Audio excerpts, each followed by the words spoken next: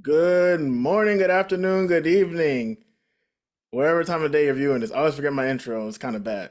Anyway, good morning, good afternoon, good evening. Welcome to today's episode of Raw Podcast. My name is Rahsaan Corbin II.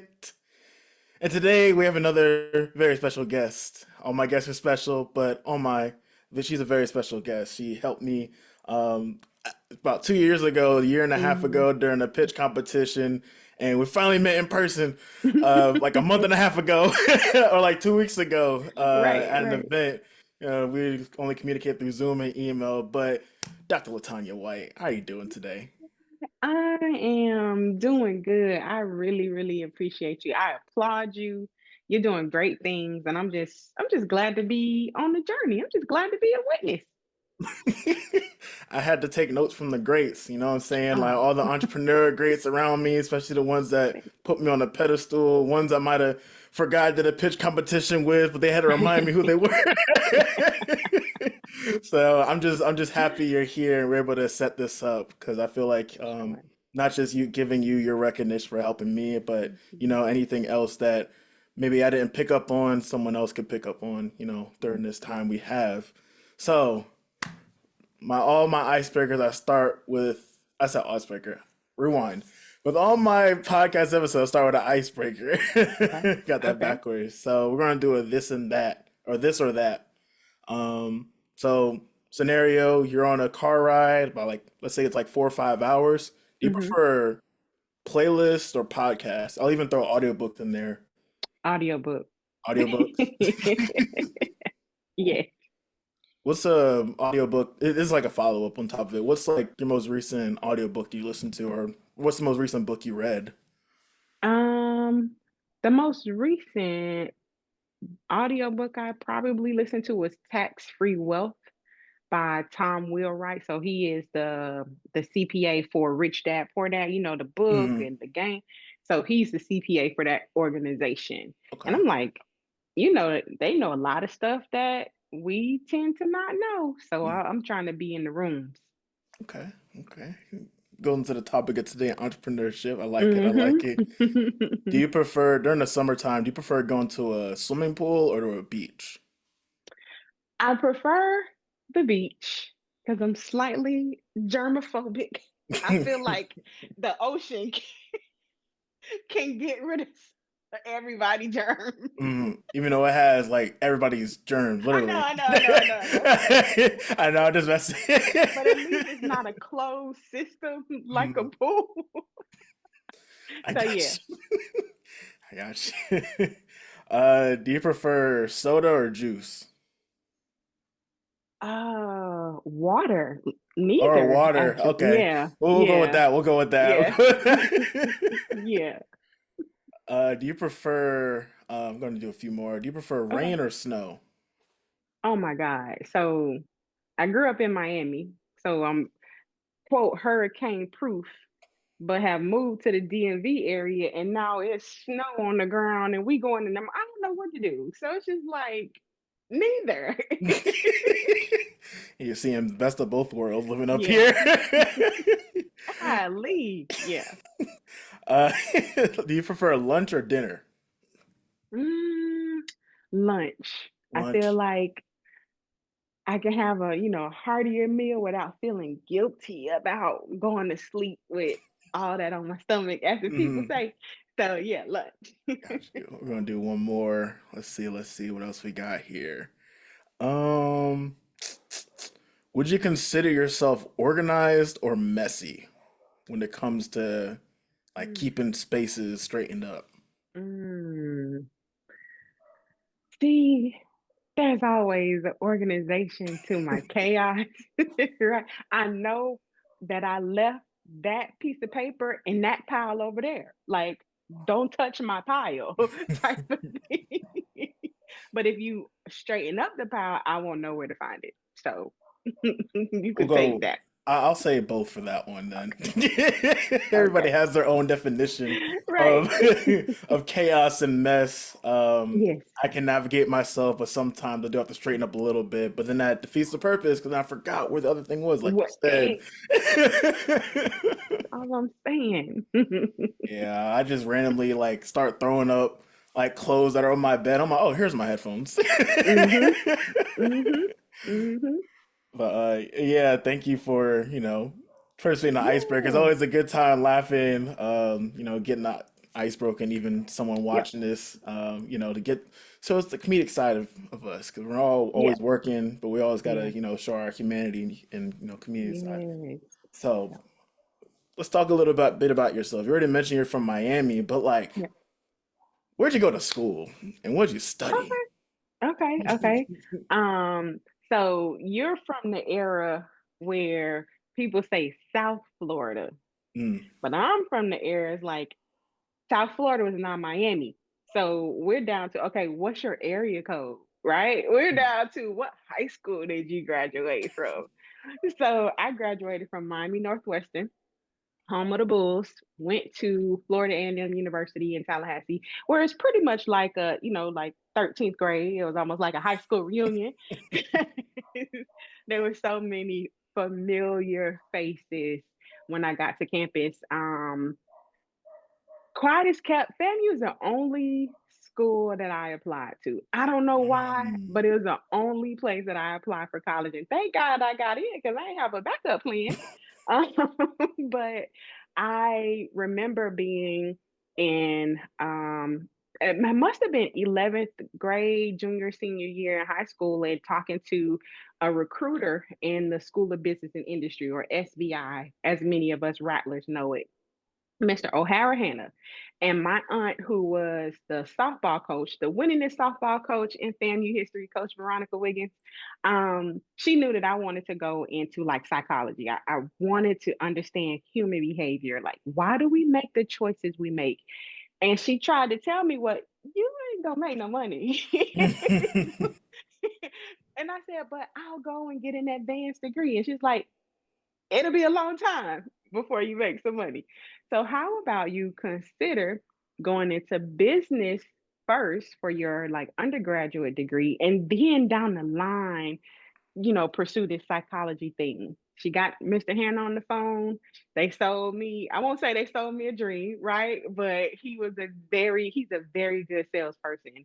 And I didn't look back. So I enrolled in the 5-year master's program in the School of Business and Industry. And at the time, our first 3 years were undergraduate courses. You had to take 2 undergraduate internships and then a master's level internship in order to get into the grad program.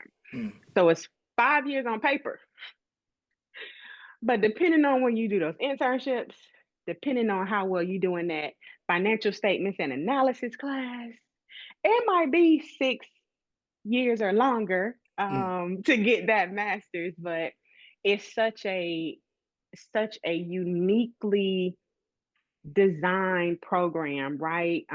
If anybody's been on FAMU's campus, the business students, because we're walking in droves across campus in these dark blue and black suits in this Florida heat, right? And you would think, what they going through? But we were following this proven model for professional leadership development. And when I went out on internships, I knew the difference between a FAMU student at SBIN and any other student that was in the organization with me. Nice, nice.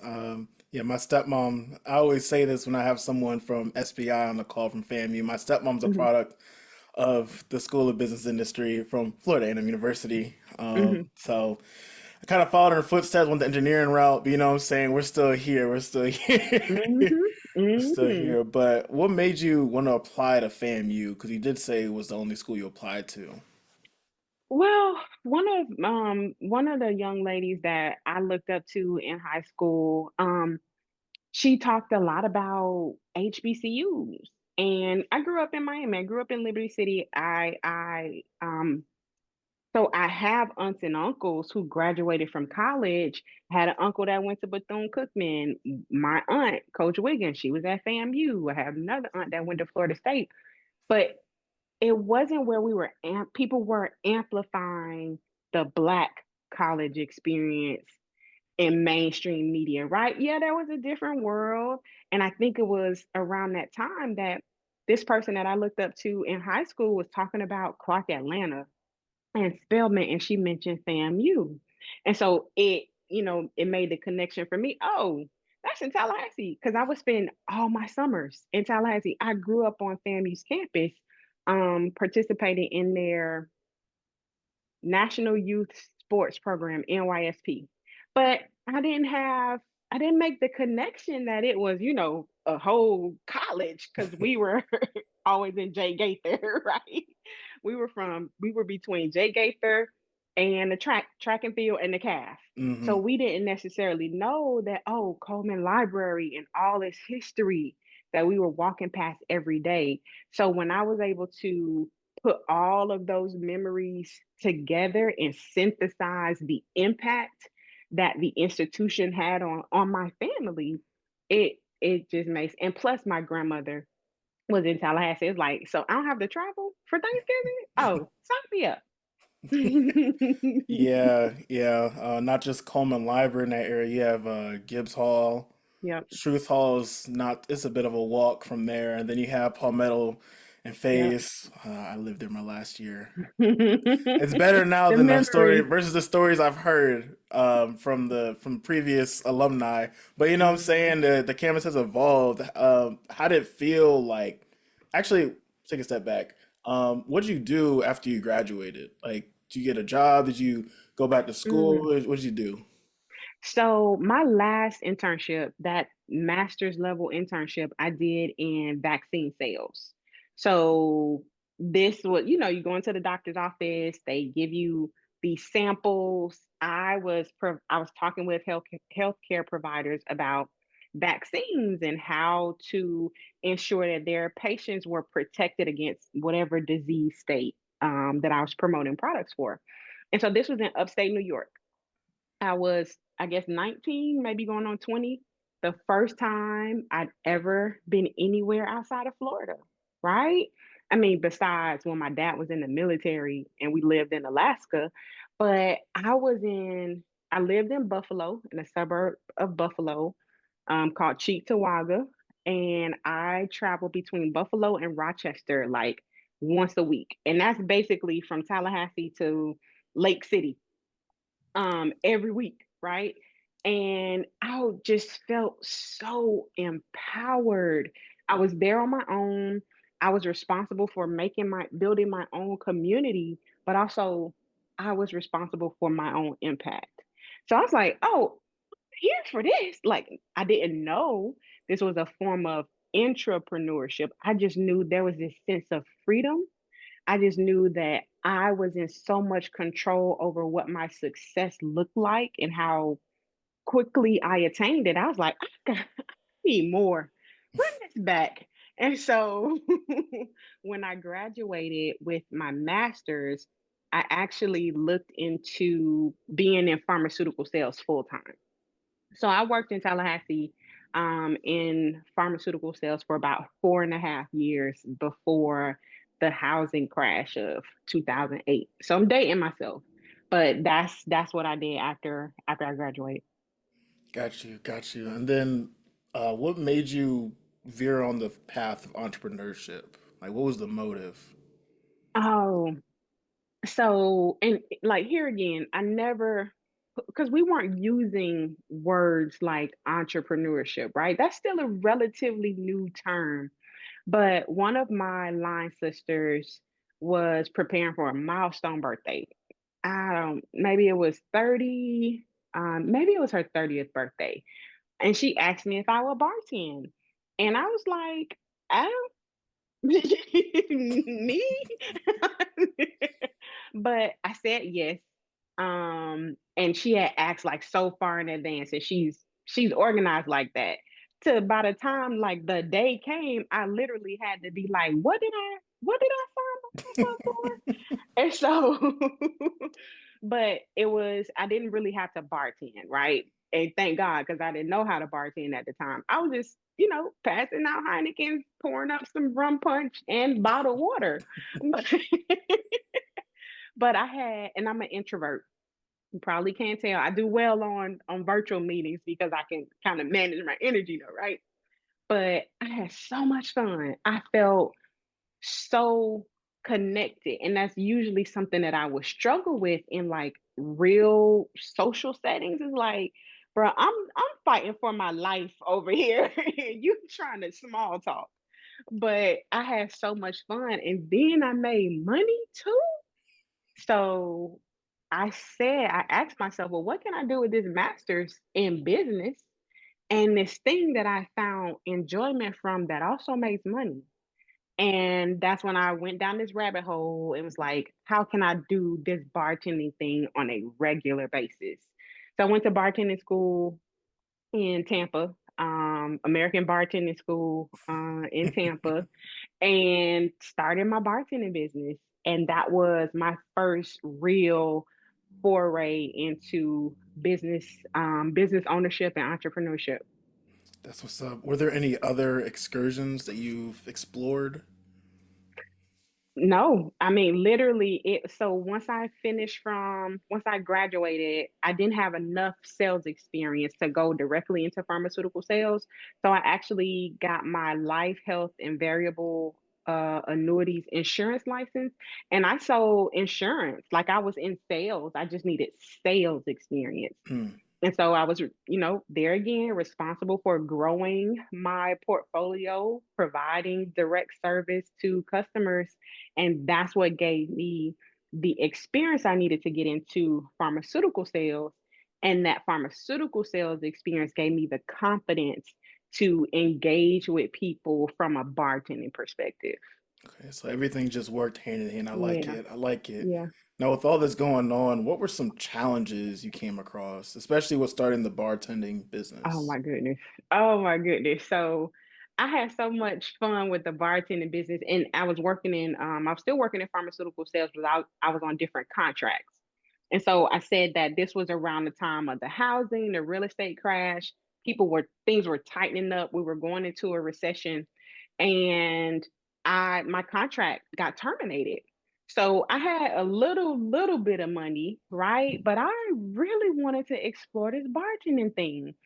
um, Between that time, I had been selected to be a cocktail apprentice for Tales of the Cocktail. It's an annual like bartending and mixology conference in New Orleans. So I was selected to be an apprentice 2 years.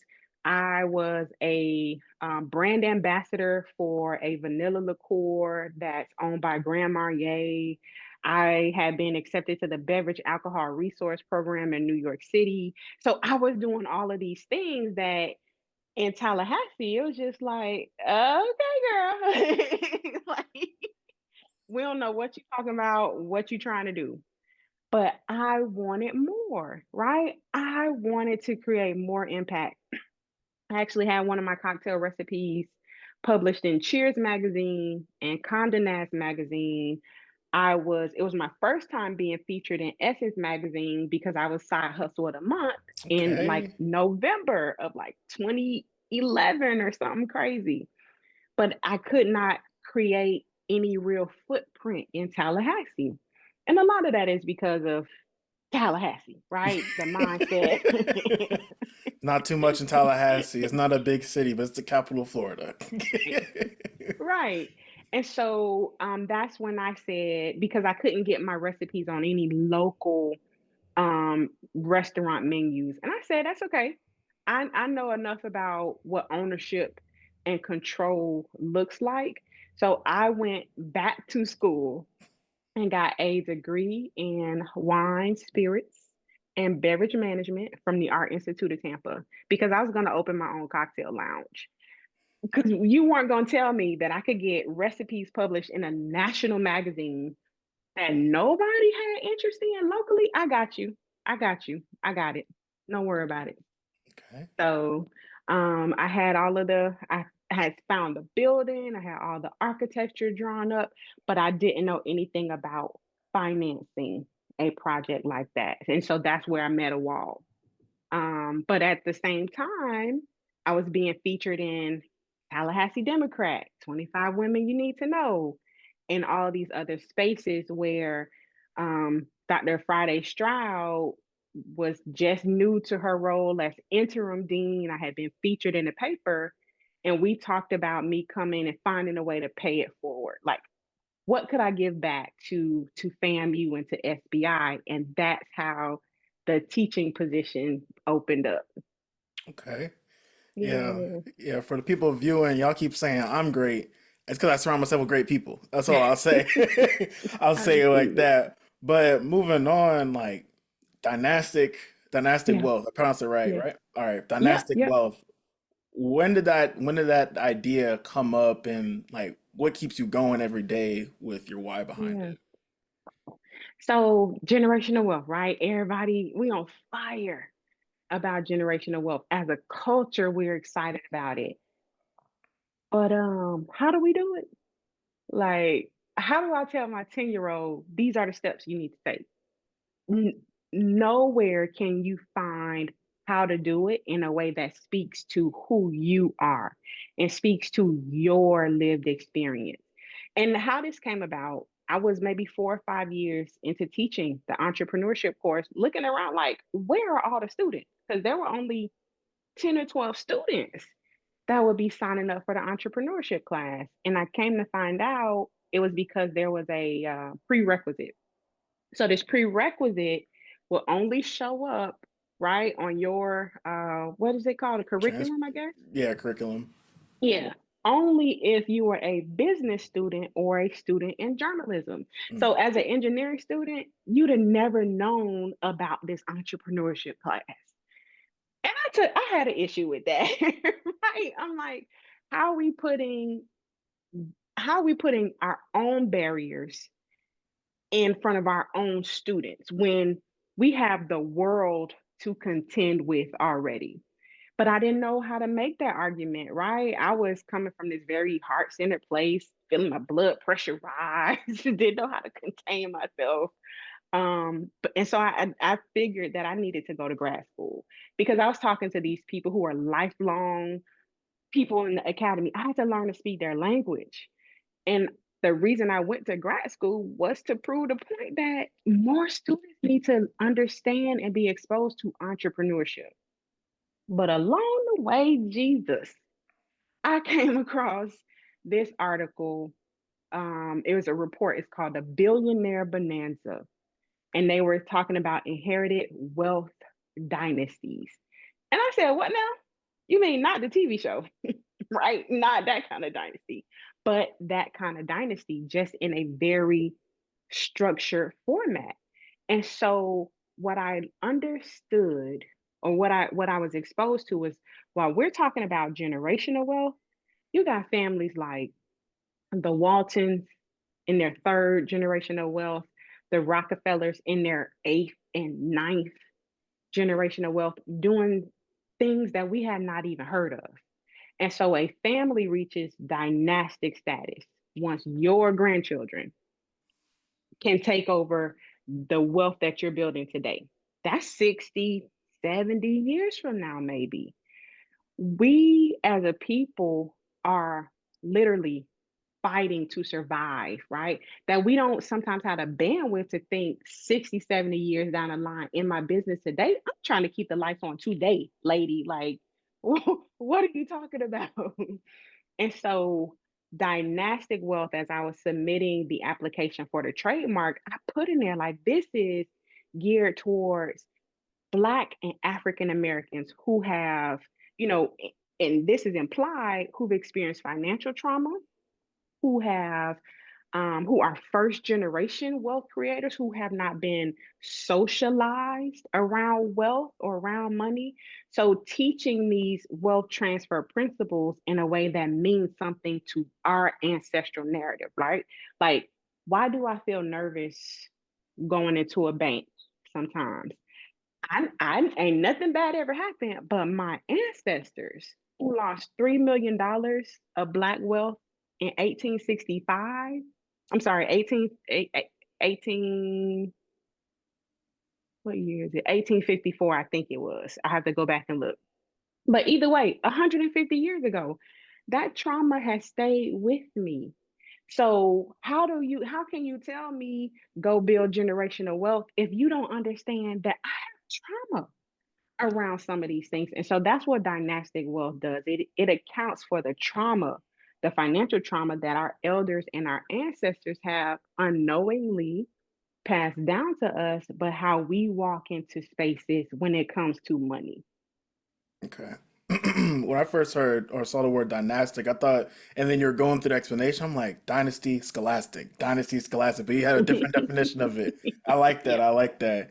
Um, Thank you. and like before we dive into, dynastic wealth, you Yeah. talked about getting a trademark. What's some advice you would give to someone who's looking to trademark their brand, whether that's they're trying to go into bartending, they need a logo, or if they're trying to help Yep. out people with financial literacy or learn more about Yep. generational wealth, how would they go about that? Yeah, so I think the first place to begin with is why. And I have the IP attorney that I work with near and dear to my heart, Nadie Hornsby from Noir IP. She had to like sit me down and say, this idea, this intellectual property that you have, that's a form of wealth. Like, why wouldn't you want to protect this form of wealth just as much as you protect your home, which is a different form of wealth, just as much as you protect your investment portfolio. And so I had to come to the realization that because we have been socialized to think that our worth is tied to what we can do with our hands and with our bodies, right? We hadn't gone through this liberation to say, no, black person, black woman, black man, you are genius. You are wealth. And so a lot of the work that I do with families is making sure that we're reinforcing that message and not that your identity is based on what pop culture says it is. Um, but then with the technical part of the trademark process, I literally have my 10-year-old daughter going on doing the research. She's been on YouTube because you want money for these squishmallows? Come earn your money, sis. Like, yeah. But there's so much information, YouTube University. But the USPTO itself has a series of videos, and at some HBCUs, they have trademark clinics where the law students are getting their like legal experience offering that advice at no cost to you. Okay, I'm learning something new. Okay. I like it. I Hmm. like it. I like it. So, what does your day-to-day look like? Are you a full-time entrepreneur? Do you still work on the side? Like, what's your day-to-day look like? Yeah.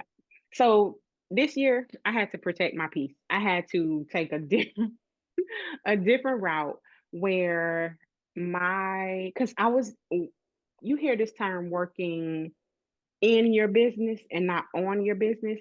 That was me all 2023, all 2024. And when I say burnt out to the point where I was in meetings so much, or I had so many meetings on my calendar in 2024, because my note taker, it did like this analysis, right? And I couldn't have been in all these meetings. Hmm. There's no way. But I had over 2,000 meetings on my calendar Wow. in a year.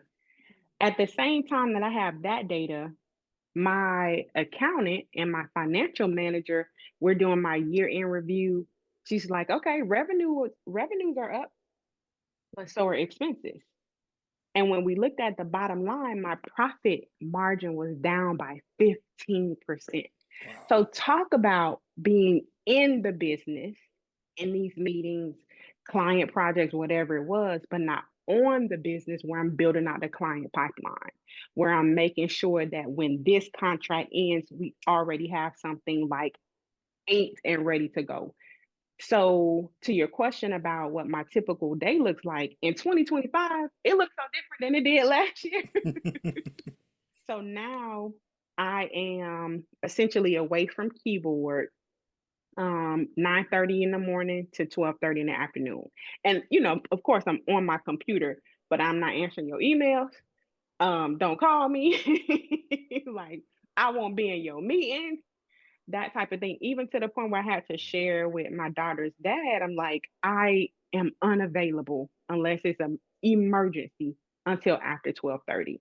Because when I think about the impact that I want to make with Dynastic Wealth, I can't be tied up in meetings and not out here teaching the people, not out here building the products, not out here delivering, you know what I'm saying? The education and the service. I have to be my revenue I see as tied directly to my impact. So revenue is down, impact is down for me. Mm, very powerful. Revenues down, impact is down. I like that. Thank you. I like that saying. So I know you. I've been on a couple of calls where you host seminars with I think one was with the National Black MBA Association. But do you also Oh do like one-on-ones with people as well? Like, yes. how's that work? Yeah, actually, and I'll make sure to share for like show notes. So I am a training provider with a program from the U.S. Department of Commerce. Now I'm gonna say this. I'm gonna say this. This program was initiated under the Biden Harris administration, so we safe. Okay. But it's called the Capital Readiness Program. And what President Biden did was reauthorize because President Obama initially gave the Treasury this pot of money. Some odd years later, President Obama said, let's run that back. $125 million have been given to the U.S. Department of Commerce, their Minority Business Development Agency, for the Capital Readiness Program. But what does that mean for you? That means if you are an entrepreneur anywhere in the country, you have access to $125 million in free training, not free money. Let me be clear, okay? But free training. And that's important for me because as I was working with the HR professional today, and she was like, okay, when we look at these 18 years of experience, this doctoral degree, you're this, you're that, your hourly rate is in the $400 and $500 an hour. People I want to help may not be able to afford that. But the US government can't, right? So they pay me to be available to entrepreneurs who need technical assistance training, and that's through the Capital Readiness Program. So I'll give you there are training providers all across the country, but the link that I give you will bring people directly to me. You can schedule your appointments, we can connect on WhatsApp, and we help build that dynastic wealth for you. Cool. Yeah, links in description. That's all I'll say for right now. Links in Mm-hmm, description. mm-hmm. I You know, say appreciate it's a it. lot of information. I hope we're all taking notes right now. I'm taking mental notes because I got my question on the side. You know what I'm saying? So, what's one important quality to you for being a successful entrepreneur? For me, as a faith-based entrepreneur, I'm if your listeners don't know by now, this is not for the weak.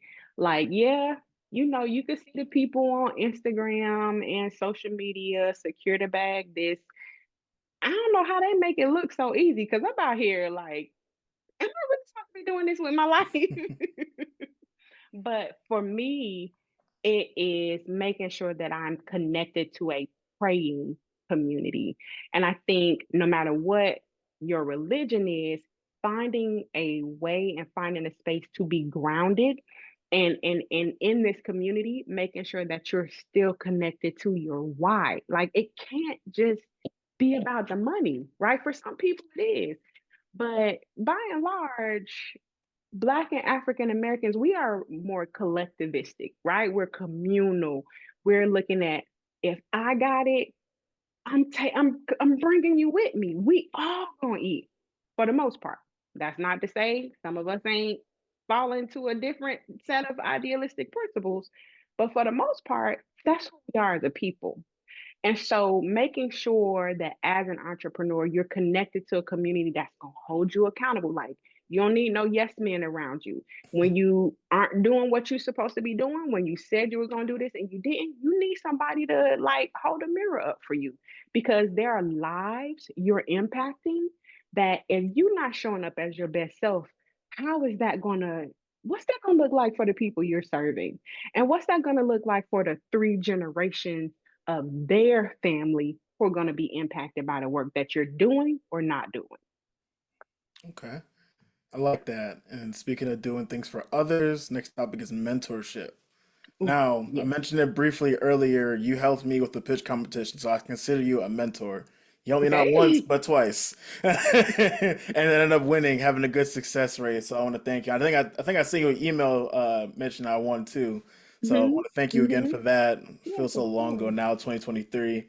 But who are some mentors you kept around you in your, we'll start with undergrad, like an Mm-hmm. undergrad going through Um, school at FAMU and to working, like who are some mentors on the way? um, man, Dr. Colin Benjamin. So I don't remember what class it was he taught. Something about, I don't remember what it was, but and he had an engineering background, but he was teaching in the School of Business. When I tell you it wasn't so much he held you to this standard, this arbitrary standard. He was so in tune with me and with us as students that he would look at you and say, is this is this your best? Right? Is this how you want to show up in the world? And it wasn't derogatory. It wasn't with no attitude, but baby, the way you felt about yourself when you left them office hours, you were like, nah, let me fix this. But it was him holding us to our own personal best. You know what I'm saying? So Dr. Benjamin and then Dr. Nkanza, Dr. Paul Nkanza, he recently transitioned probably 2 years ago, maybe. But it was Dr. Nkanza who was my first point of contact when I went down this rabbit hole about why is this prerequisite here, and he was doing his job right. He was serving as the curriculum chair for the curriculum committee, and so it was his response. I was like, well, there are prerequisites in place, and it was only because he was so open to saying, he basically was like, what you gonna do about it?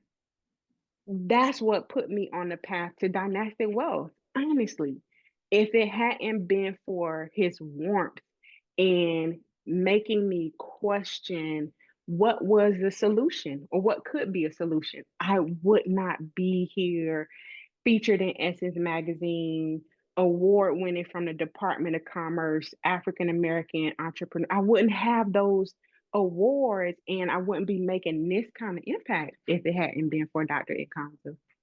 Okay, that's what's up. Great mentors from Florida A&M Yeah. University. Mm-hmm. What about when you dove more into your entrepreneurship journey, or even if there were friends along the way that helped Yeah. you out? Yeah. So I have a mastermind. I don't know if they know they're my mastermind, but I have a handful of people that they're the first people I go to. Can you test this? What do you think about this idea? How does this sound? And they're also keeping me connected to like the rest of the world because sometimes as a solo founder, as a solopreneur, and also for me, I'm a single mom, full-time entrepreneur. If it's not on this computer or in her classroom, in my daughter's classroom, sometimes I don't know what's going on in the world because I'm out here I'm fighting for my life, period, point blank. But they keep me connected, they keep me accountable, and they're always raising my awareness. And that's what I think what it's about. Because a mentor doesn't necessarily have to be someone older than you. It's just someone who has more lived experience in this space. And so, where they have more experience in the space of cosmetic chemistry, like Eunice Kofi, who is the CEO and founder of Nueki Cosmetics, or Dr. Tiara Taylor, right, with Investing You Life Yep, Coaching, they have more lived experience in some of these spaces. And I need that. I don't think any of us are above needing other perspectives. I got you. Yeah, with my mentor mentee relationships, I call them friendships. Because at the end of Okay. the day, you know what I'm saying? Yeah. Like, we can do that once a week, once a month calls, but like, let's talk about more than just, Yeah. like, I like talking about the professional aspect of life, but let's talk about the personal. Like, do you watch Yeah. basketball? Do you watch football? Music listen Right. to? Where do you hang out after class? Like stuff like that.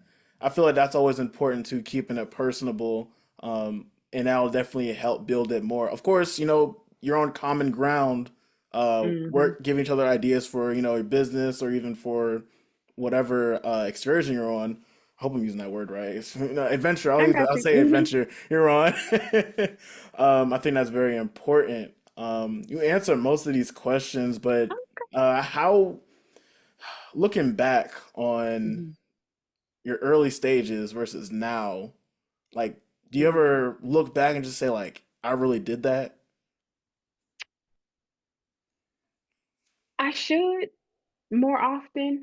Um, I absolutely should, right? Because it's a trademark, right? It's in essence, it's on stages in front of thousands of people, and I really should. But I promise you, it's like, but I need these millions first. Like,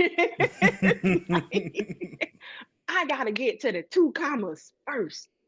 And a part of that is, again, how we've been socialized. A part of that is I'm literally talking about building wealth that sustains for 60 years.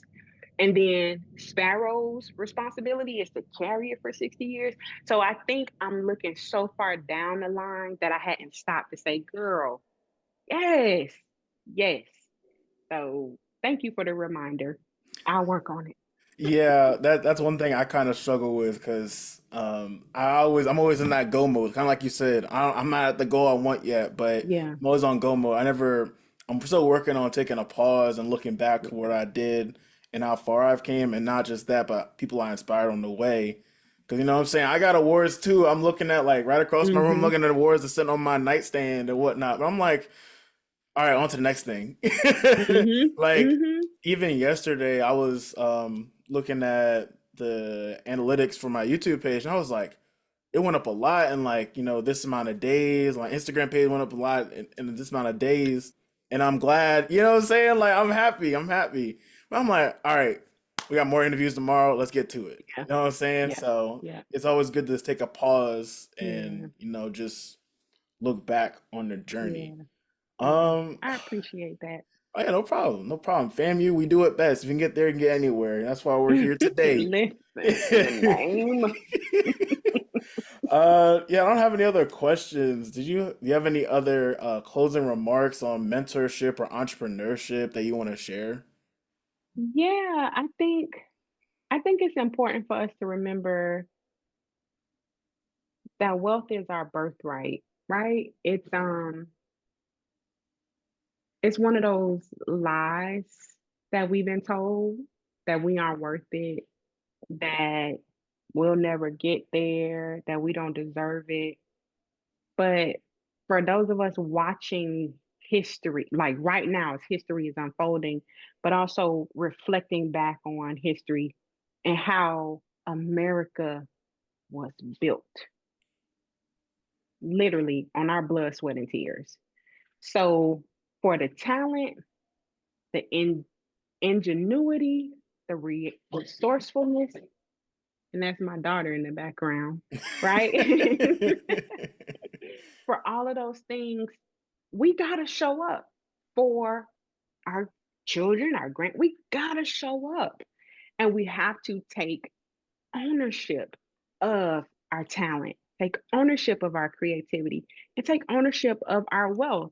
Now I know it's hard though. So this is the thing. This is the real thing about dynastic wealth and how it's different from generational wealth. And I'll let you go. Dynastic wealth is about how do I engage my family? How do I talk to my mom about her her will?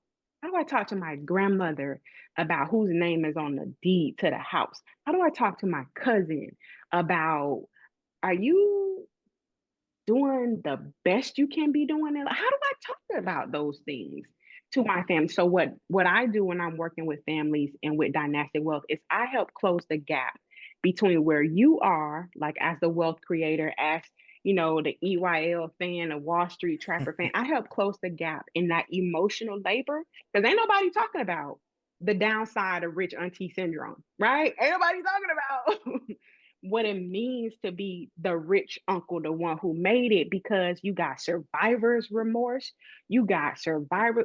What about everybody else? So, what I do is help to close the gap in readiness around wealth education and wealth literacy for the rest of your family, right? So, you have this vision, you understand 60 years from now, this is what you want, not just for your kids, but for your cousins' kids and their kids. But shit, your cousin ain't there, right? What do we do? And so that's where dynastic wealth comes in as a solution to say, okay, fam, let's sit down and let's have this real family conversation about how we're showing up as a family and what do we want to leave behind as a family. So that's my soapbox. I think that's an amazing way to close out. It was more than I anticipated, but it was an amazing way to close out. I love it. I love it. I love it. Thank But you. yeah, we're gonna close out the episode. Thank you, Dr. White, for being on, taking time out of your busy schedule, taking time out of my busy schedule too. You know what I'm saying? We were able to finally, put some time on the calendar. I'm very grateful for that, and I'm grateful for the knowledge you shared with me because I learned more about you during this too. So it's not just about the person watching, but me too. We all each one teach one type thing. So I want to thank Yes, you for thank being you, on. thank you. Yeah, but if the viewer watching this, you go ahead, pick up a book. You know what I'm saying? Pick up a book. Make sure you get your money right. I gotta get my money right too, but you know what I'm saying? Make sure you get your money right. We Me come too. together. We'll all come together one day and we'll be on the yacht. I always tell my friends, I'm like, 10 years from now, I'm gonna be on a yacht, middle of the ocean, just celebrating all our accomplishments, all our wins. But for right now, take a moment. I want to remind you again, Dr. White, take a moment to pause. Thank And, you know what I'm saying? Look back on what you've done because we all do great, and this is not jobs for the week. So thank close out with that. But yeah, if you like this video, please like, comment, subscribe, and share with a friend who needs this motivation. He needs some good knowledge drop from them. You know what I'm saying? So you. until next time, hope you enjoy the rest of your day, your life, and all that. And peace out.